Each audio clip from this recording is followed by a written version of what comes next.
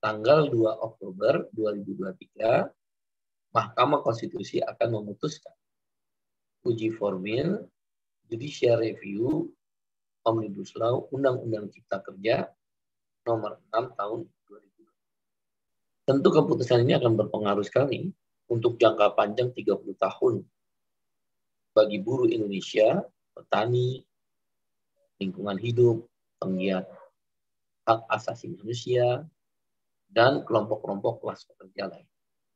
Karena Omnibus Law ini, Undang-Undang Cipta Kerja, tidak hanya berdampak pada buruh yang paling utama, tapi kelompok-kelompok lain juga berdampak.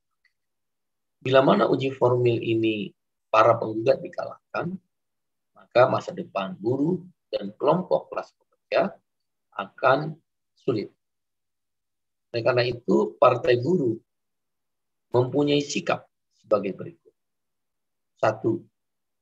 Partai Buruh adalah satu-satunya partai politik yang meminta MK untuk mencabut Omnibus Law Undang-Undang Cipta Kerja melalui Judicial Review uji formil. Dengan demikian, karena dia satu-satunya partai politik, Partai Buruh akan bersikap terhadap keputusan MK bila mana gugatan uji formil ini dikalahkan, yaitu akan mengorganisir aksi-aksi penolakan terhadap Omnibus Law. Nomor 2, sebagai penggugat, Partai Buruh mewakili kelompok besar buruh, petani, nelayan, dan kelas pekerja lainnya.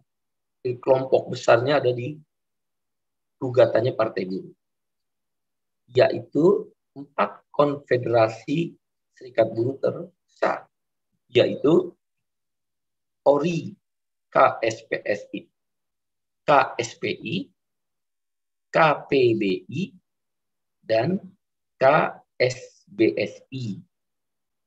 Di samping itu, ada 60 federasi serikat pekerja di tingkat nasional. Terbesar antara lain SPN, FSP, TSK, KEP, FSPMI, dan serikat-serikat lain. Ada ISI, Industri Semen Indonesia, ISI. Kemudian ada PPMI, Percetakan dan Penerbitan Media. Kemudian juga ada pariwisata, ada farmasi dan kesehatan, rumah sakit. Ada juga para guru honorer dan tenaga honorer. Ada juga organisasi serikat pekerja makanan minuman, dan lain-lain. Jadi 60 federasi serikat pekerja tingkat nasional ini ada di Partai Buruh, ikut dalam gugatan. Dengan demikian, lebih dari 80% buruh yang berserikat berada di Partai Buruh yang menggugat. Di samping itu, ada serikat petani terbesar, SPI, Serikat Petani Indonesia. Ada juga organisasi perempuan percaya. Ada juga di situ bergabung kelompok organisasi buruh informal seperti ojol, Kato Ojol, ya. Kemudian juga organisasi dagang kaki lima, multi level marketing, dan beberapa organisasi lain. Kenapa saya perlu sebutkan ini yang ada di dalam Partai Buruh? Untuk menjelaskan begitu meluasnya para penggugat yang bergabung di Partai Buruh menggugat JR Undang-Undang Cipta Kerja nomor 6 tahun 2023 untuk dibatalkan atau inkonstitusional, dinyatakan inkonstitusional oleh hakim. Ketiga, harapan Partai Buruh mewakili tadi organisasi yang saya sebut begitu meluas. Harapan Partai Buruh, hakim Mahkamah Konstitusi atau MK membatalkan atau mencabut Omnibus Law Undang-Undang Cipta Kerja nomor 6 tahun 2023. Cabut. Nyatakan sebagai inkonstitusional. Nyatakan tidak berlaku di wilayah hukum Republik. Karena kalau sebaliknya gugatan Partai Buruh tidak dikabulkan, maka yang keempat saya yakin akan ada aksi terus-menerus. Dan ingat, ini tahun politik. Ini tahun politik. Aksi itu akan terus-menerus dari serikat buruh, serikat petani, aliansi nelayan, dari forum buruh tenaga honorer, dari Jala PRT, dari serikat rakyat miskin, dan sebagainya, dan sebagainya. Terus-menerus.